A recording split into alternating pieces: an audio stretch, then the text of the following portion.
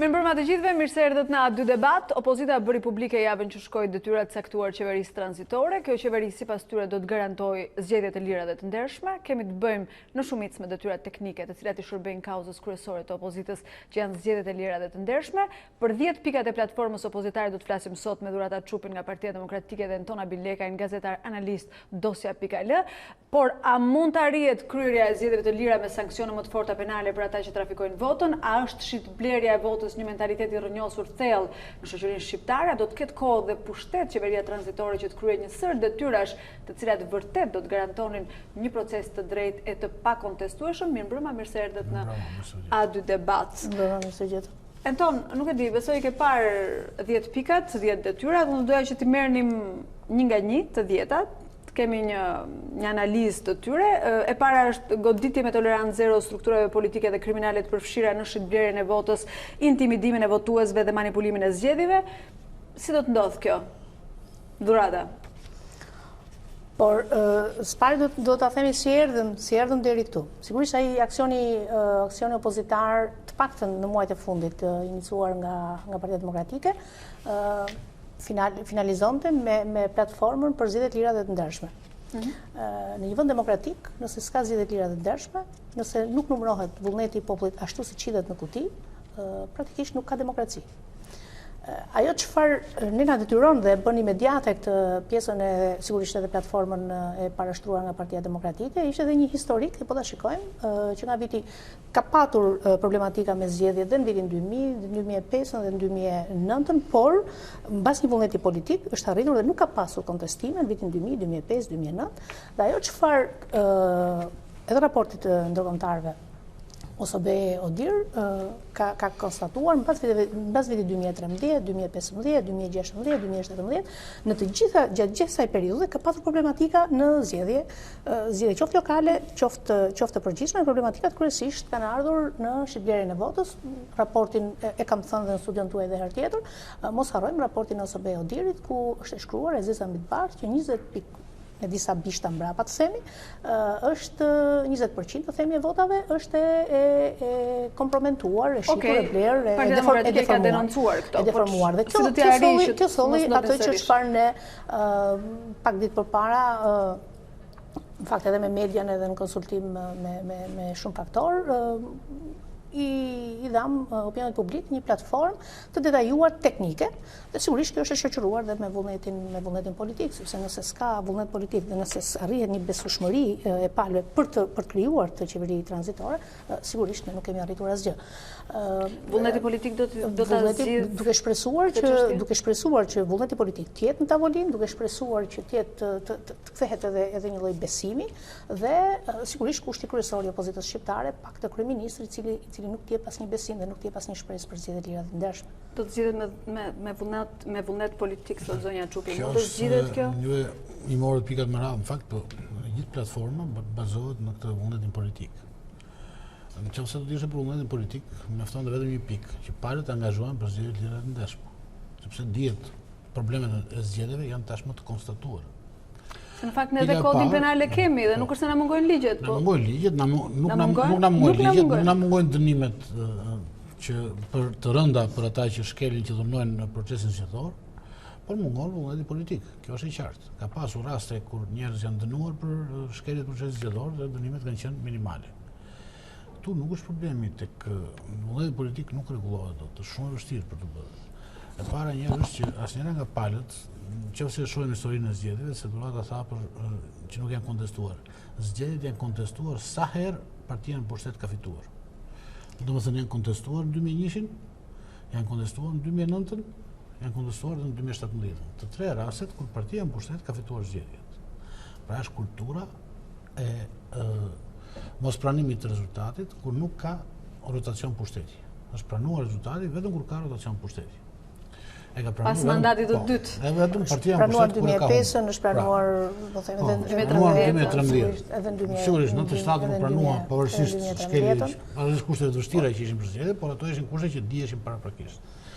Kështu që duke pas të kulturë që partia në pushtet është ajo që i menaxhon zgjedhjet dhe ajo fitoria e saj shihet gjithmonë me dyshim, atëherë duhet të rregullohet gjithë legjislacioni, gjithë sistemi, të ndryshojë menaxhimi i zgjedhjeve, mos jetë më fare në dorë të qeverisë menaxhimi i zgjedhjeve, administrimi i zgjedhjeve, fare në dorë të partive administrimi i zgjedhjeve, që as komisionerët mos jenë partijak, as komisioni qendror i zgjedhjeve mos ketë asnjë lidhje me profesionin partijak, pavarësisht se ata quhen teknik, por që profesion partik mos jenë fare as propozimet partive, dhe gjithë këtë bëhet civil, gjithë administrimi i zgjedhjeve bëhet civil.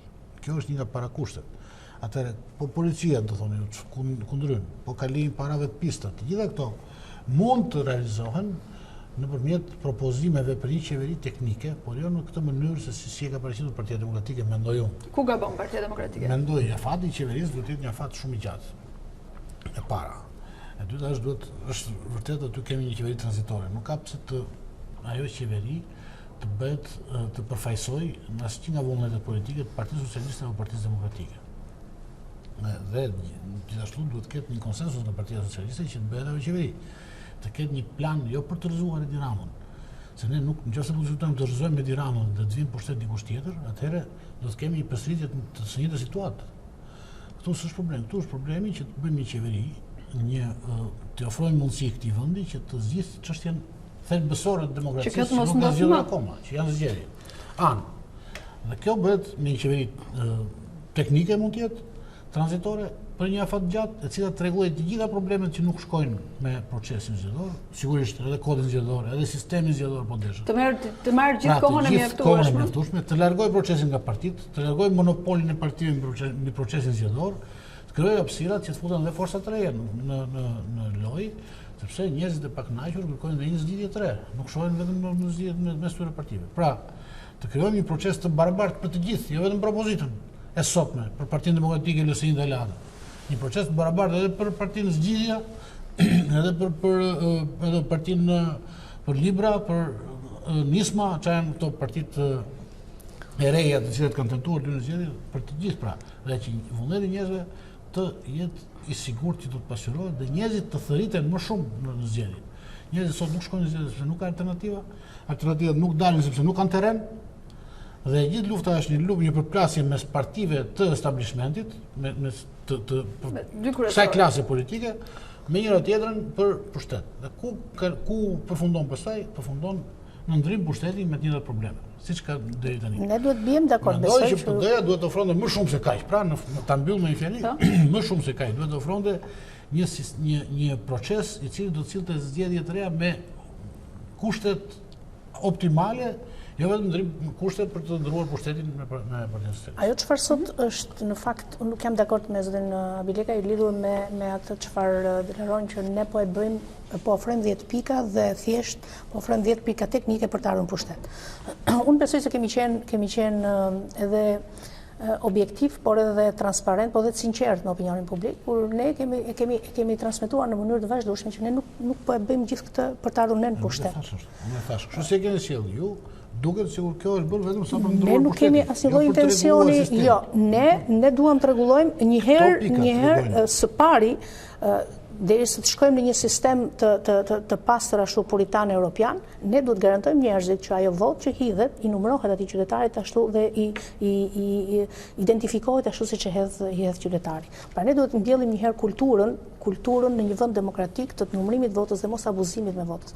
Dhe po të shikojmë 10 pikat janë pothuajse pika të prekshme, pika që ka ndodhur, t'i njohim, po themi, goditja me tolerancë zero strukturale politike dhe kriminale. Tashmë që ka ndalimi presionit qeveritar mbi drejtësinë për të japur rrugë hetimit të bashkëpunimit të shkrimit të organizimit. A jemi këtu të tre që diskutojmë sot? A jemi sot kemi 2 dosje në prokurori? Të paktën 2 dosje për abuzim dhe deformim të votës në qarkun Dibër dhe në qarkun Durrës. Jemi konkret? Pra ne themi këto të 2 dosje t'i hapet rrugë drejtësisë, të lejohet prokuroria, po ku është duke hetuar ka 4 vite? Që në vitin 2016 është një dosje 184. Ku janë duke u hetuar? Ku ka informacion? Asnjë informacion nga prokuroria. Pra, ne themi që këto dosje ti zgjidhen krahët prokurorisë, mos mbahet peng i pushtetit që e ka emëruar me votat e Partisë Socialiste, atë prokurorin e përgjithshme të përkohshme, dhe të hetohet, të jepet rrugë hetimit. Dhe nëse këto 2 dosje nuk hetohen, ajo sigurisht është një oksigjen i mirë për të tjerët që tentojnë të blejnë votën. Sepse, kur nuk hetohet vota, mos ju kujtoj votën, deformimin e votës në Korçë. Më duket në 2013, në 2014 kishte zgjedhje të pjesshme në Korçë. e parashikuan dhe në ndryshimet në kodin penal u parashkrua vepra penale e vjedhjes votave për vitin. Pra, nëse nuk hetohen dosjet që janë tashmë, 339 dhe 134, nëse nuk hetohen zgjedhje të veçanta, të Dibrës, të Korçës, të Durrësit, të Shijakut, të Kavajës, ku ka pasur zgjedhje gjatë këtyre viteve, dhe sigurisht atij manipulatorit jep një lloj oksigjeni, mos do bëhet asgjë, unë përsëri për pushtetin do ta bëj këtë. Prokuroria do të hetoj seriozisht për këtë dosje që ju thoni që si ka hapur. Po sigurisht, ne kërkojmë që prokuroria e përgjithshme të fillojë ka që sot mund të dalin deklaratë dhe të fillojë hetimin e dosjeve.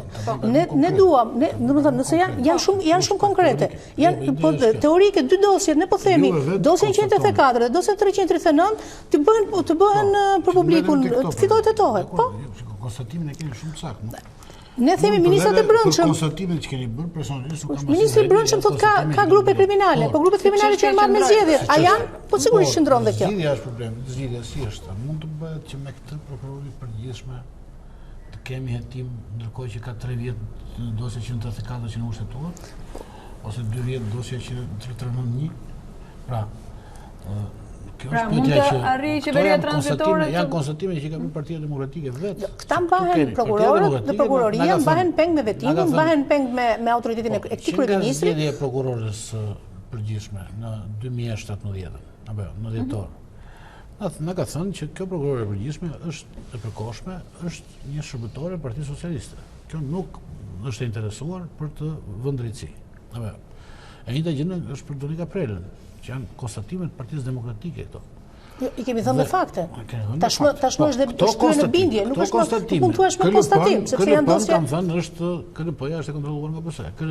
Edhe këtë me fakte kemi thënë. Këto konstatime çfarë bëjnë? Minojnë gjithë propozimin që ka sjellë PD-ja tani.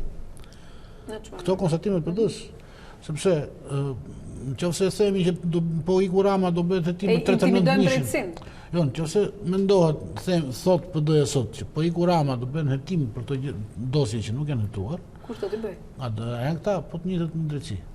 A është kjo KLP dhe kjo KLG që do të zgjedh prokurorin e përgjithshëm dhe pastaj kryetarin e gjykatave dhe spakut. Pra, këto institucione që janë krijuar tashmë nuk mund të hetojnë vetëm po iku Edi Rama. Ikja e Edi Ramës nuk është zgjidhje magjike në këtë. Nuk mund të zhbëhet reforma drejtësisë. Nuk kërkon askush, kërkon një reformë drejtësi efektive. Ashtu siç e kanë qeveria nuk i takon njerëz forcë politike apo tjetrës, garantojnë çfarë? Që nuk ka presion politik mbi strukturat e prokurorisë dhe gjykatës drejtësisë. Por ky presion politik në fakt nuk mund të zvendçojë dëshirën e tyre, apo jo. Nuk mund, nëse ato janë një veglat PS-s.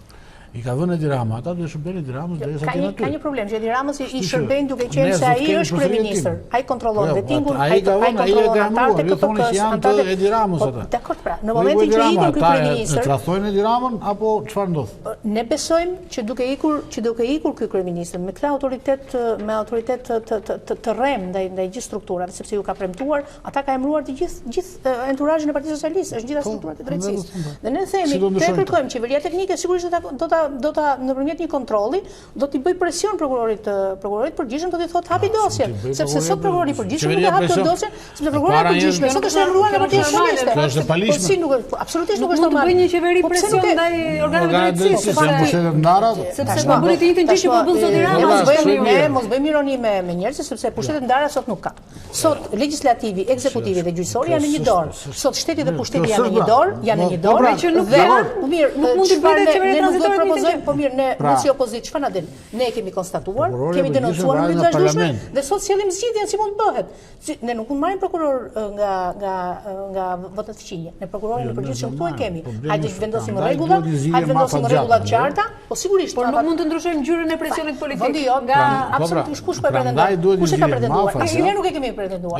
Asnjëherë nuk e kemi pretenduar. Asnjëherë nuk e kemi pretenduar. Po sepse në 6 vite, sigurisht edhe ne, nëse do kishim tendencë të kontrollonim të kontrollonim strukturat e vettingut në tërësi apo të reformës në drejtësi, sigurisht që ne do ndërhynim që në fillim. Por ne kemi qenë të prerë, ne nuk ndërhyjmë të reformë drejtësi për ta bërë sa më eficiente. Ashtu siç ne ishim prerë dhe nuk bëm asnjë lloj përpjekje për të kapur një pjesë të strukturave të drejtësisë, ashtu do të ishte edhe pushteti.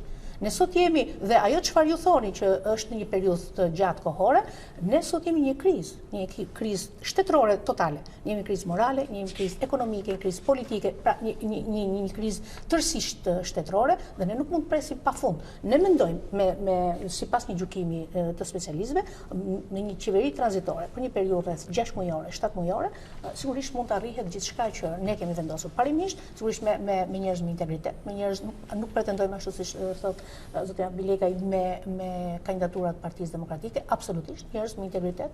Shoqëria shqiptare ka njerëz sepse ne po humbim dhe modelet. Ne shoqëria shqiptare sigurisht që ka njerëz me integritet, ka njerëz që nuk varen vetëm nga kryeministri, ka njerëz që nuk Okej, shoqëria shqiptare mund të ketë njerëz, po a mjaftojnë 6 muaj apo 7 muaj për të bërë gjitha këto që kërkoni ju? Në gjykimin ton, po çfarë, ja, nëse do t'i merrnim pikat një po jemi tek pra, nëse struktura politike e diskutuar, po sigurisht, ndëshkimi i tolerancës zero, e ka pranuar vetë ministrat e brendshëm, të qeverisë që ka grupe kriminale në vendin tonë, grupe kriminale zgjedhore. Ne kemi thënë që ka 2 dosje. Ka ndryshime në drejtësi. Domethënë që ne të rishikojmë edhe çfarë ka ndodhur me drejtësinë sot dhe çfarë do ndodhë në të ardhmen, që reforma në drejtësi të kthehet në shina. Dhe kjo nuk mund të bëhet për 6 muaj. Mund të kthehet në shina nga një qeveri tranzitore reforma në drejtësi? Kjo mund të kthehet në shina nëse ka një vullnet politik që përfaqësohet në parlament, sepse që nuk varet nga kjo nuk bëhet me presion. Kjo bëhet qeveria tranzitore. Ne kemi qenë të qartë, kemi thënë një bazë ligjore dhe një angazhim dypalësh nga gjitha palët që të vihet në shina reforma në drejtësi, që kjo do të thotë që mund të ketë ndryshime edhe në KLP dhe në KLG dhe në KED dhe në gjykatë kushtetuese, në gjitha institucionet që janë krijuar deri tani dhe që ka probleme me sipas opozitës, dhe të garantohet që këto 2 çështje do hetohen dhe do shkojnë deri në fund me shpejtësi shumë të madhe, duke çuar prokuror, më shumë prokuror, duke shtuar numrin e prokurorëve dhe shpejtësinë e hetimit, ashtu siç ka ndodhur në shumë vende të botës me shumë dosje, se nuk ka asnjë çudi që të marrën shpejt.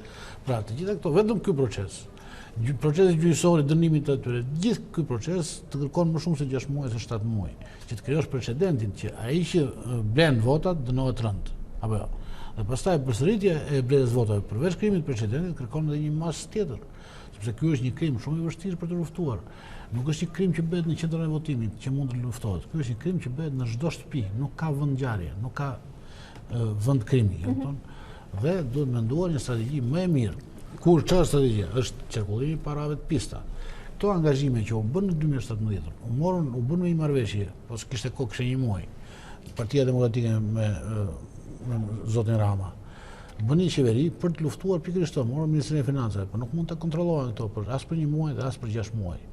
Pra, unë mendoj që reforma është aq e thellë, ndryshimi është aq i thellë, zgjedhjet e dashme duhet të jenë aq të pastra sa të mos kthehemi më këtij procesi, sa nuk mjafton një qeveri tranzitore, por duhet një qeveri 6 mujore, por duhet një qeveri me afat shumë më të gjatë, të paktën një vjeçar.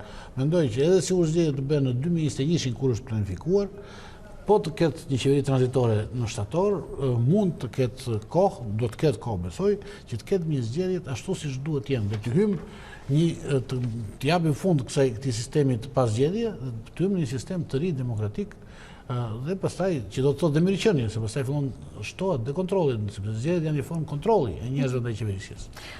Do doja të ndalesha në një tjetër pikë, për shembull siç është pika 6, pajisja e shtetësve me letër njoftime, skema lehtësuese dhe hetim penal i falsifikimeve të letër njoftimeve. Edhe kjo do shumë kohë që të bëhet. Apo regjistrimi i adresave të gjithë shtetësve që nuk është bërë në gjithë këto vite në fakt. 1.4 milion qytetar që ju skadon afati i kartave të identitetit. Dhe dini ç'është bërë? Asgjë. Keni dëgjuar ju akt qeverisë, dispozit ligjore të kiratuar. Zyrat janë të hapur, kush të dojë mund të shkojë të aplikojë dhe të marrë kartën e re të identitetit. Po kush të dojë mund të shkojë, po ndërkohë nuk ka vajtur, ndërkohë zgjedhjet janë me 30 mund të detyrojmë njerëzit që të shkojnë të marrin kartën e identitetit. Ka një numër shumë të madh. Çështja është që e para është rritur tarifa. Tashmë nuk është më 1.000, por është 1.500, 15.000 vjetra tarifa e kartës identitetit, me që e kam konkrete se sa po e bëra për vete. Kjo është një teknikë për t'i ndaluar njerëzit që të marrin. Është teknikë për t'ju thënë, se nuk kemi në studiot e Tiranës gjithë qytetarët. Qytetarët janë të varfër, nuk kanë mundësi ekonomike të blejnë 15.000 lekë kartën identitetit. Pra, dhe do përdoret, sigurisht, format që i përdor Partia Socialiste para zgjedhjeve, do ju ofrohet karta falas.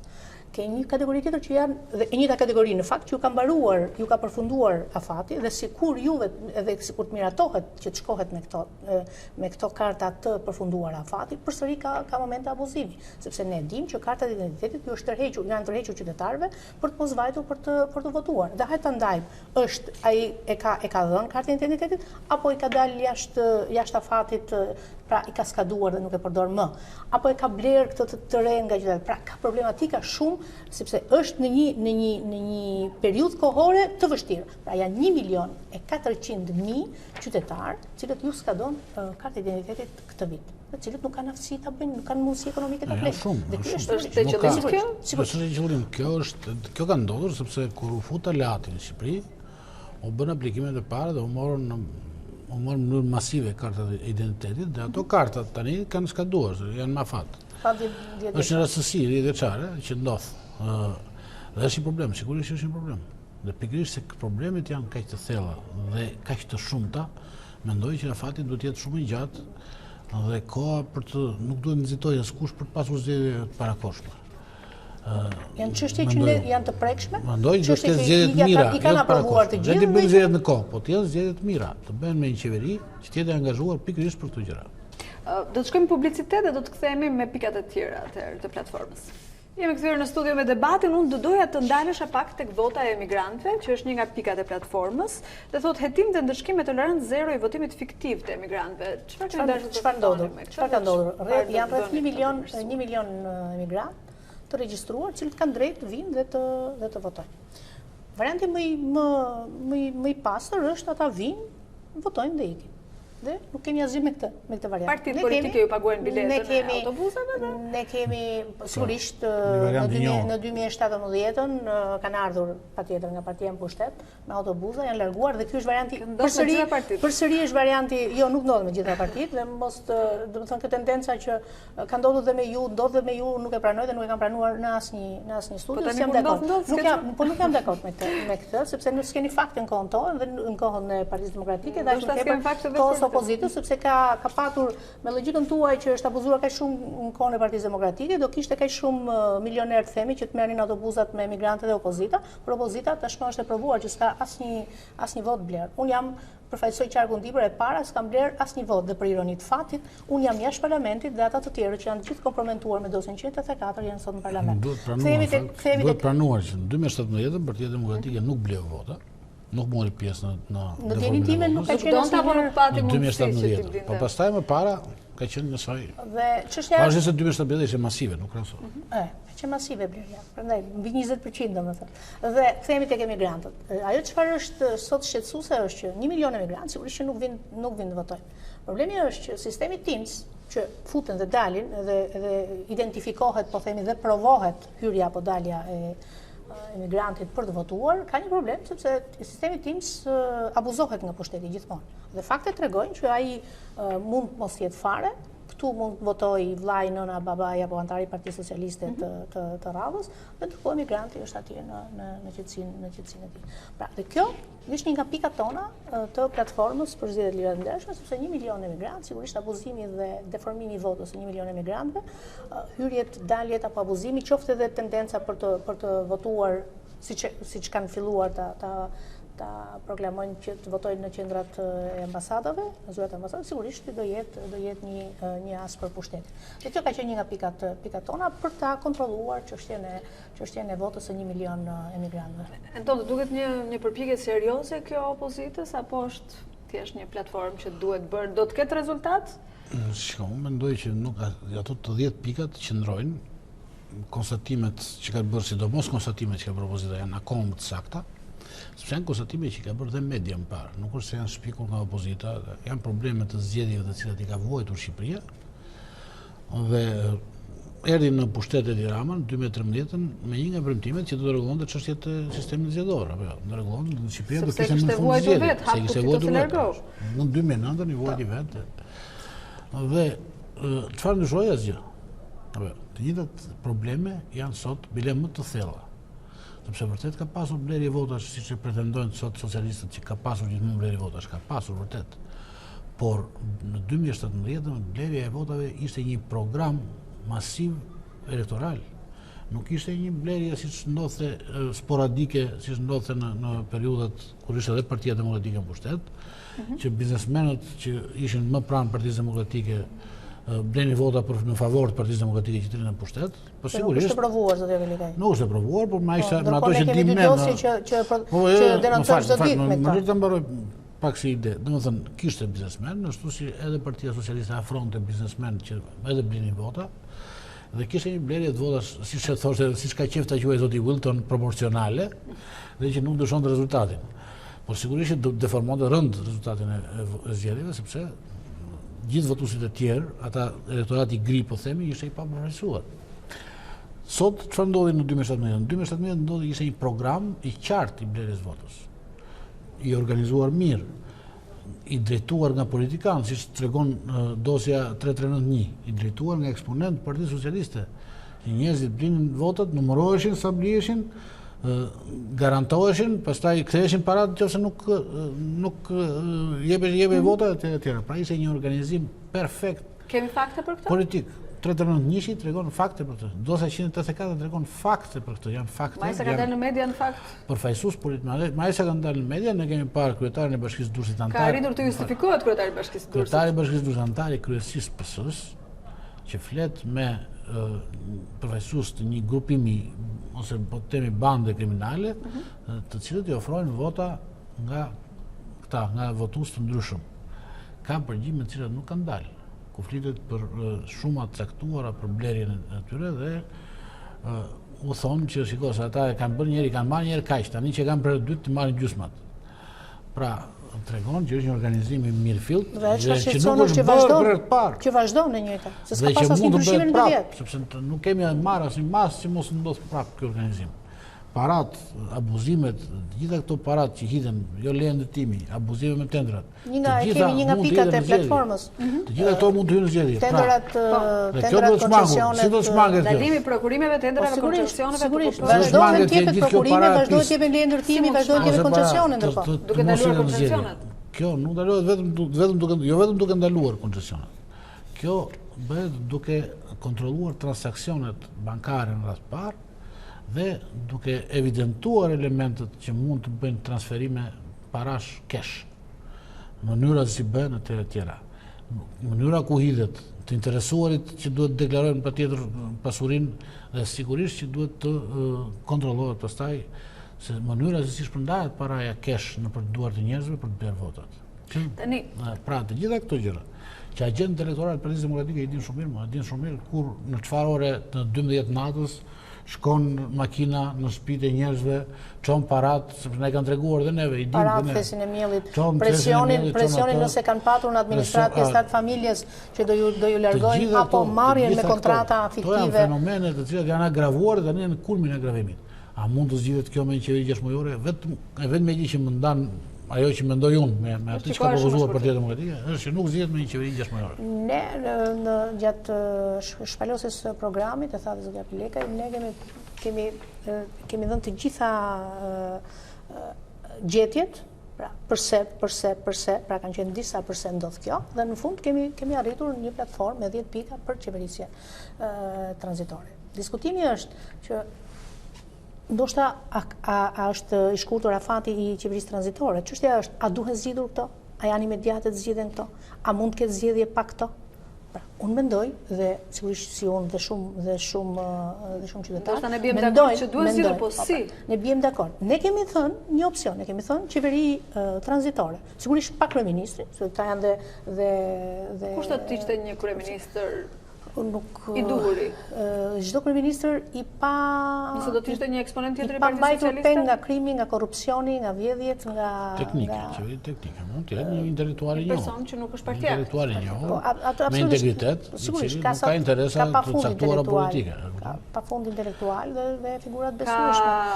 Çështja është Ka disa kandidatura të tilla Partia Demokratike? Jo, nuk është, nuk mund të ketë diskutuar për unë faktën nuk e dini. Nuk mund të jap emra konkret. Çfarë ndodh me politikanët shqiptarë që sa janë në opozitë, kërkojnë zgjedhjet e lira dhe ndershme dhe sapo marrin pushtetin e harrojnë atë që kanë premtuar zotë? Kjo është bëhet sënërohet në një përplasje mes dy grupimeve, siç e tham. Nëse bëhet e pamenduar mirë, sënërohet në një përplasje mes grupimeve politike. Dhe çfarë kemi pse? Kemi ndërim të pushteteve pa realizuar qëllimin kryesor.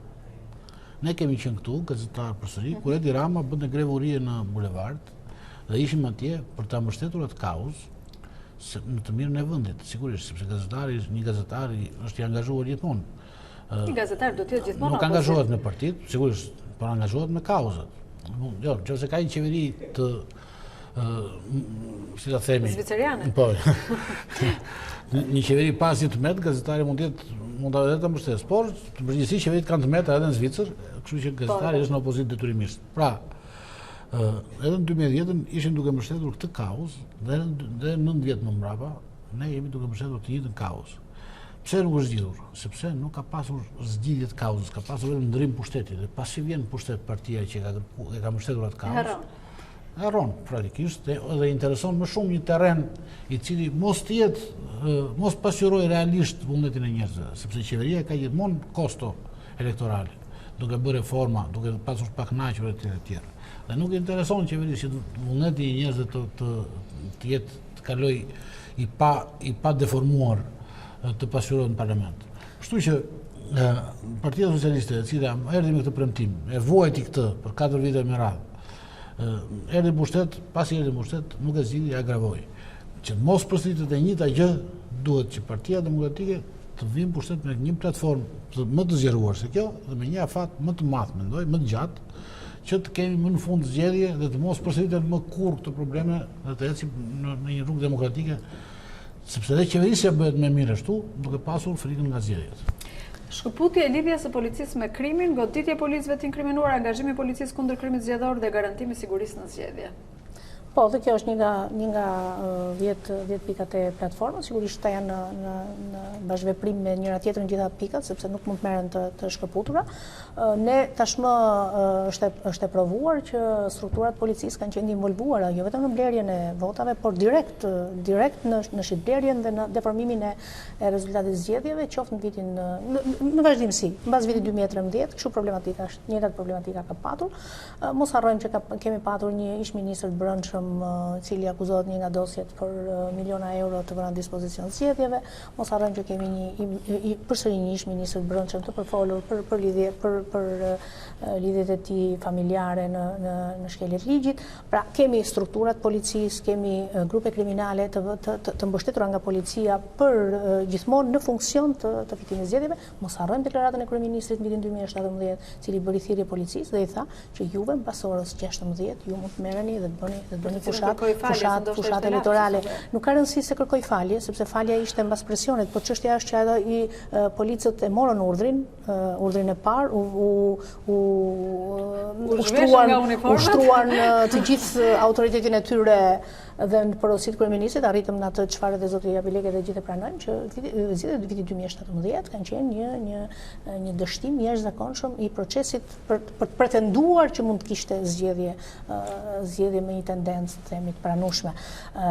Dhe gjatë qeverisë së Partisë Demokratike ka patur problematika të vogla dhe teknike ndoshta kanë në gjithë botën për problemet e zgjedhjes. Unë kam qenë vëzhguese në Azerbajxhan themi, por që nuk ka lidhje me vendet europiane, por edhe atje kishte problemet e veta dhe por diskutimi është, a ka patur të njëjtin si në zgjedhjet e vitit 2017, ka patur ndonjëherë të ngjashmëri në zgjedhjet e tjera? Unë besoj që jo. Në historinë tonë të zgjedhjeve të ketë një raport të shkruar që 20% e votave është e blerë dhe e shitur, të ketë një raport të shkruar ku forcat e policisë dhe strukturat e policisë janë të involvuara, ku ministrat e brendshëm janë të involvuar direkt me miliona euro. Pra, kjo ka qenë arsyeja që ne e kemi bërë pjesë të platformës dhe besoj dhe opinioni publik e ka pranuar si pikë, sepse tashmë dihet që strukturat policore në të gjithë qarqet kanë pasur më të këqija pretendohet të ishin vitin 2001, se në vitin 2001 që u kthyen pastaj u pranuar 12 dregu se mbyllën kutirat, dhe mos i them emra se nuk. Por sigurisht ka pasur zgjedhjet e 96 sollën 97, ndërsa zgjedhjet e 2017 çfarë kultura demokratike duke u sofistikuar mënyra se si deformohet rezultati, e kupton? Në 96 për shembull ishin zgjedhjet e dyta demokratike, pas 92, sigurisht janë 91 parë, po thej pasi ra komunizmi, në 92 ishin zgjedhjet e dyta, ishin të 96-ën. Dakor, ka mbajtur konsekuencat e veta Partia Demokratike në atë kohë.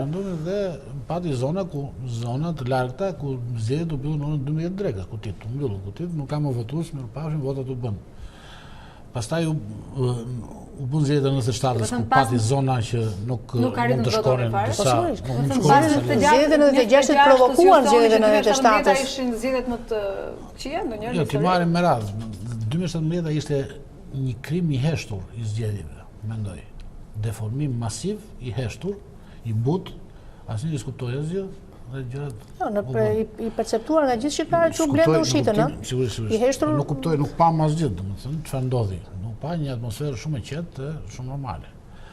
Ndërsa në 96 ishte ndryshe, në 97 kuptohet si ishte. Në 2001-shin, pastaj 2001-shin filluan këto metodat e reja, treni bullgar, metoda shumë të sofistikuara që me një plet votimi i bosh që përcillej në të gjitha vej gati, dilte bosh, plotësoj, futi plot, tjera. Treni bullgar është një film me mënyrat pastaj manipulimi i komisionerëve, blerja procesore verbale, që ishte një s'kishte nevojë fare as merresh me trenin bullgar asgjë, mjafton të paguaje komisionerët për procesore verbale dhe kaloje. Ishte një tjetër skemë e çuditshme. Ajo është një formë ligjore, se një shfrytëzim i ligjit. Formull matematikore. Në zgjedhjet e 2017-s kanë qenë shembull në kuptimin e deformimit të votës për shkak se janë involvuar krimi, është involvuar korrupsioni, është involvuar policia, është involvuar shteti, administrata publike, pra të gjithë shteti dhe pushteti në një dorë dhe u angazhuan të gjithë në zgjedhjet e 2017-s.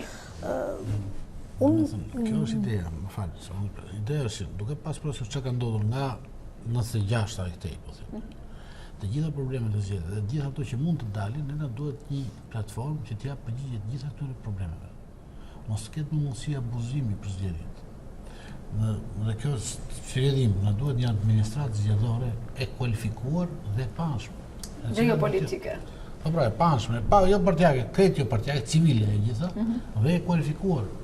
Që mos as të numërojnë as të hynë njerëzit, siç thot Zoja Çupi, që vinë emigrantët, vinë ata në emër të emigrantëve, pa dokumente identifikimi, bën një rrëmuje në qendër votimi, ata futen edhe janë filane. Manipulohet sistemi TIMS edhe. Manipulohet sistemi TIMS. Pra, të gjitha këto probleme me një administratë kualifikuar zgjedhore, njerëzish jo partijak, besoj që mund të shmangen. Çfarë duhet pastaj? Duhet që këta mos blihen, mos përdoren para. Dhe gjitha këto vetëm zgjidhje është qeveria tranzitore, ajo mund të arrijë këtë? Mendoj që qeveria tranzitore mund të krijonte një terren të barabartë që të zgjidheshin këto me mirëbesim nga palët, sepse qeveria Rama nuk ka pasur, nuk e ka humbur mundësinë që të ketë mirëbesimin e palëve për të bërë një proces të tillë, të drejtë. Dhe detyrimisht një qeveri tranzitore do të bënte të gjitha këto probleme, do i jepte, do i adresonte, reforma në drejtësi për shkak. Nuk mund të kthehet nga qeveria Rama, sepse ajo e bëri, apo jo. Nuk mund të përmirësohet këto institucione që janë, të përmirësohen, jo të zhbëhen dhe të bëhen prapë, por përmirësohen sigurisht nga ky parlament, se nuk ka parlament tjetër që mund të rregulloj, por me një paket të propozuar me një qeveri tranzitore, që do të shkojnë në parlament dhe do të miratohet. Përmirësohet reforma në drejtësi, nxitet drejtësia pastaj po nga parlamenti, me një angazhim politik të palëve që të shkojnë të japin përgjigje dosjeve që kanë mbetur aty. Zgjidhet çështja e votimit të emigrantëve, përsëri me një qeveri tjetër.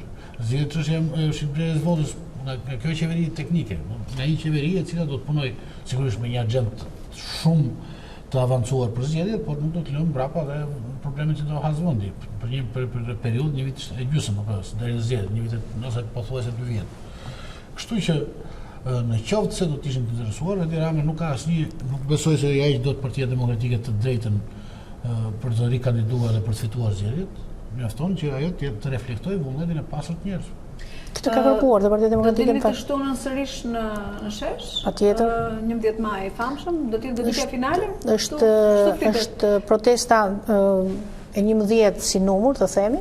Në fakt është e paprecedente, 4 kombëtare, është e paprecedente gjatë gjithë këtyre viteve, nuk ka patur asnjëherë me këtë ritëm edhe në mënyrë kaq periodike të ketë protesta dhe me pjesëmarrje të madhe.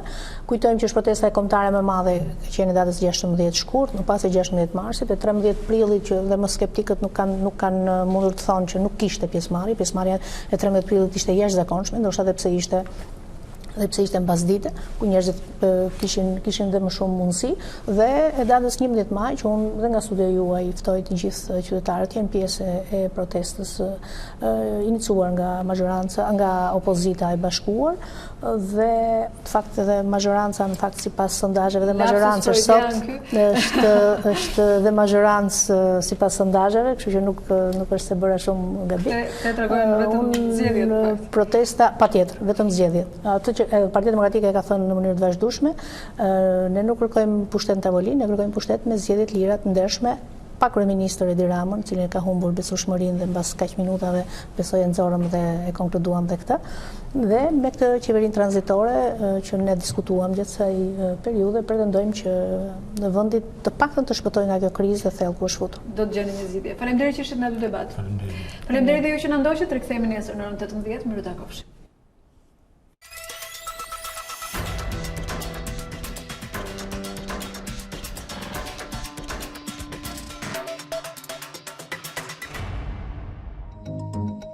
Unë jam Juli Krisafi. Për të parë të gjitha videot e debatit, klikoni subscribe.